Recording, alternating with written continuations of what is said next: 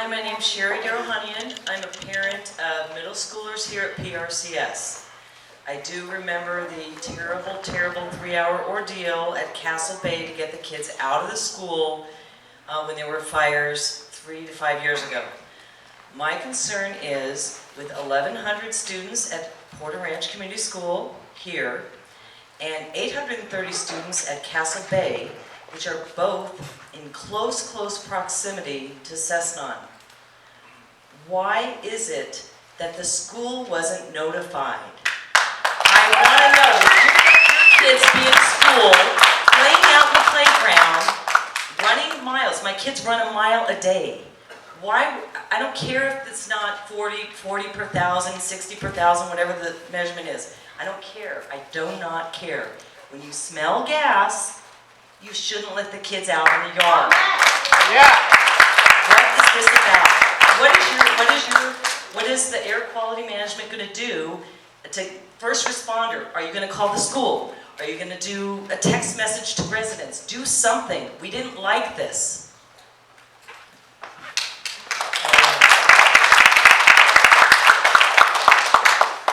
I have 3 sons, and I told Do they you, go to school here? they went to Cleveland. I know. My kids went to school in the Valley. My wife is a school nurse at and I have friends who live here and friends who teach at this school. In fact, one of the teachers here is a good friend of mine. So I want to just make sure that I convey to you that I'm not here, I don't live here, but I can understand how you feel, and I get it. I really get it. We need to do a better job. I mean, Brett said it, I'll say it again. We need to do a better job. Let him answer the question. All right.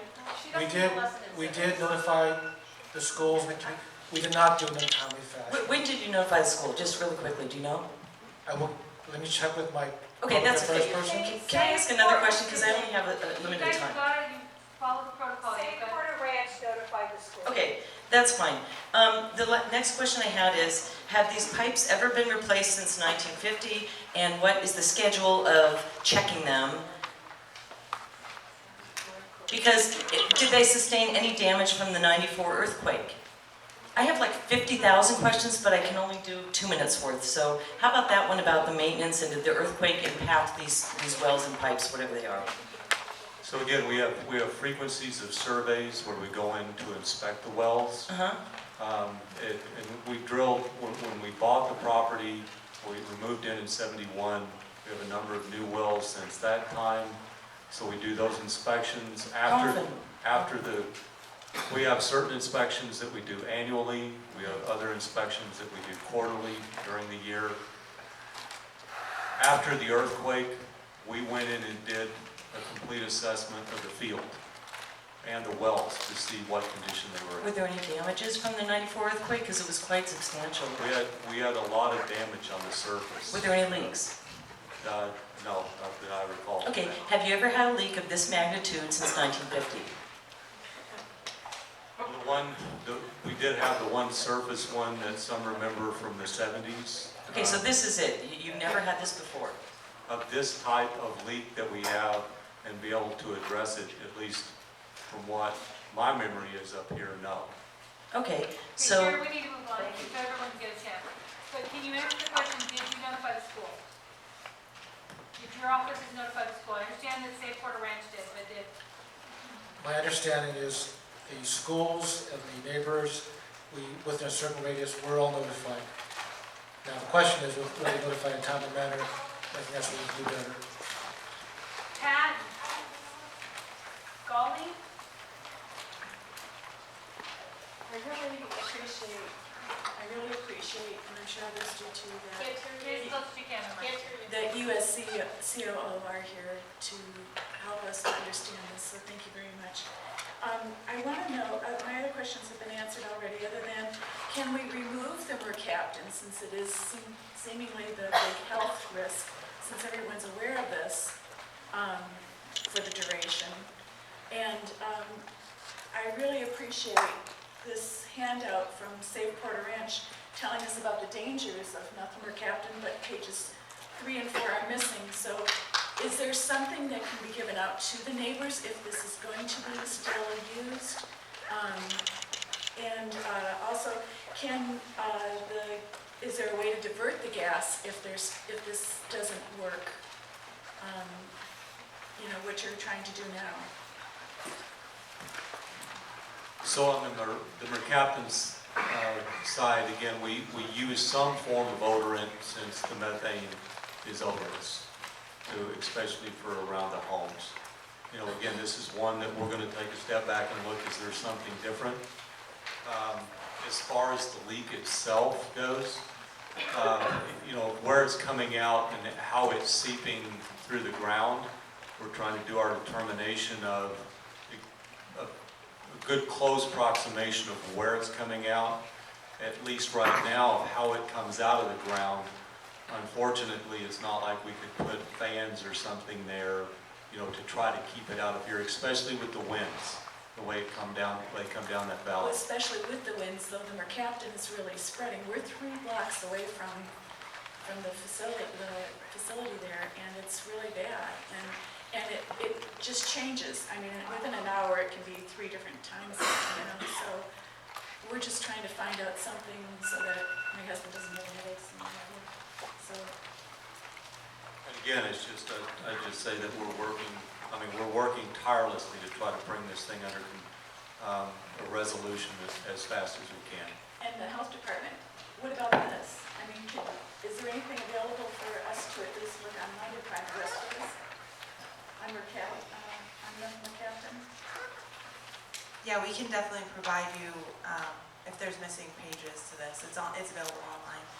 But I do want to respond to the odor concern again, and since we've heard from so many tonight about the odor and about the symptoms that you all are experiencing, I do want to let everyone know that in the interim, you can call our environmental health division and we can send a team out to help you keep the odors outside of your homes and businesses and schools, at least for the interim. So we will send a team out if you call us.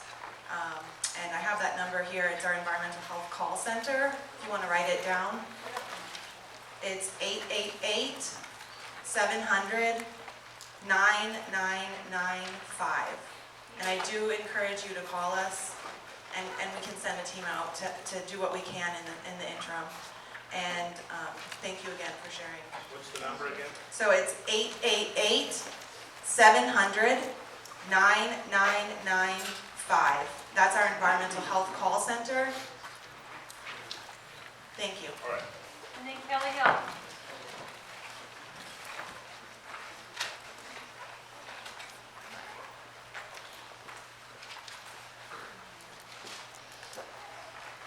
Hi, my name is Kelly Hill. Can you get closer to the microphone? I'm sorry? Closer to the microphone. My name is Kelly Hill, and I'm going to address the gas company first. We were told 12 days in a letter from the U.S. Mail about this leak. How did you notify the neighbors that were in the neighborhood? How did you tell residents? You didn't. 12 days later, we got a letter. And I just want to say this is exactly why the residents of Porter Ranch should fight terminal all the way on those 12 wells. Yeah. Next, I want to ask the AQMD, why have there been 180 complaints made and there has not been a public nuisance ticket to SoCalGas yet?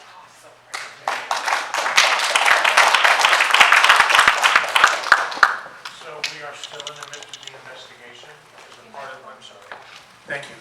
So the question was, why has the district not taken enforcement action Right. relative to issuing a notice of violation for creating a public nuisance? Yes. As with the other agencies here, this is something that is still under investigation. As a part of that investigation, we have been interviewing individuals when we're out there doing our inspections. That is something that we're considering, but it is still under investigation, as well as other aspects of the operation that may also be potential violations. And how will this leak make you monitor SoCalGas better, more efficiently? How will this happening make you work harder at your job and keep think there's a number of agencies that are involved in this. South Coast is one of them. Dogger is another one who really hasn't spoke yet to the table. This is the Department of Oil and Gas Division. They are the ones that really have a far more extensive regulatory oversight over these deep gas well reservoir sites than the agency does. Our involvement with it really is kind of more at the surface level and permitting of the gas collection system at the surface level. And so I would like for Dogger to address more of that question about more regulatory oversight over this. What is the name of that company? Do we have Dogger here? The gentleman is here at the table, and I think it would be interesting to hear from them as well. This will be the last comment and we need to move on. I have one more question. They answer. I have one more question. Okay, are you going to let him answer now? Yeah. Yeah, I should introduce myself. I'm Bruce Heston. I'm the supervisor with the Division of Oil and Gas and Geothermal Resources. And in general terms, we regulate the oil and gas industry here in the state. As far as what's happening with this particular well, since we were involved with the situation, we've had a field engineer on location every day overseeing the operations. And in preparation for the well work that they're proposing to enter the well and so forth, there's been a lot of equipment staged out there, and one of it is the blowout prevention equipment, and that equipment is designed to make sure that the well is maintained under control when this work starts. And so we do have someone on location every day watching this operation. In fact, our field engineer was out there today testing this blowout prevention equipment to make sure that it's functioning properly, so that when they do start the well killing operations, as they call it, and repair or abandonment work of this well, that everything is done safely and the well is kept under control. So we have been overseeing that. Okay, one more thing. The fire department, you said that you put Tampa Fire Station on alert at that time about medical care because of, like you were telling that you were going to be needed up on the hillside. So what would happen to residents in the neighborhood at that time if we were calling saying there was a heart attack or a seizure or something like that? Our notification to the fire station was to let them know exactly what we knew was going on there and make sure that they were aware of it. In terms of EMS calls or other calls that they would have in the residence here, they would handle those as they normally would. From And Tampa Station? From Fire Station 8, I believe it's called, on Tampa Avenue. And the residents are in LA City, so that's an LA City fire response. The facility happens to be in LA County, but Fire Station 8 is the closest station. They would respond, in fact, if even something happened up on the facility, and contact LA County, and we would respond after that. So EMS calls, things like that would happen as normally they do. In fact, they did respond to, I believe, 13 calls over about a 4 or 5 day period. People complaining about illness or whatever. And whether or not it was related to this event or other issues, we're still sorting that out. Maybe we need a fire station up there. You think? Okay, so the rest of the cards that I have are comment cards. Did anyone who gave me a comment card has not had their question answered? Okay, you may have checked the wrong box. A comment is something that you come up, you make a statement, and there's no response. Okay, well, the ones I have left are comment cards. So that means you're going to come up, make a statement, we're going to do 1 minute, and then that's it. There isn't a response. It's not like it's a question. I have no more questions. I only have comment cards. Michelle, come on and ask your question.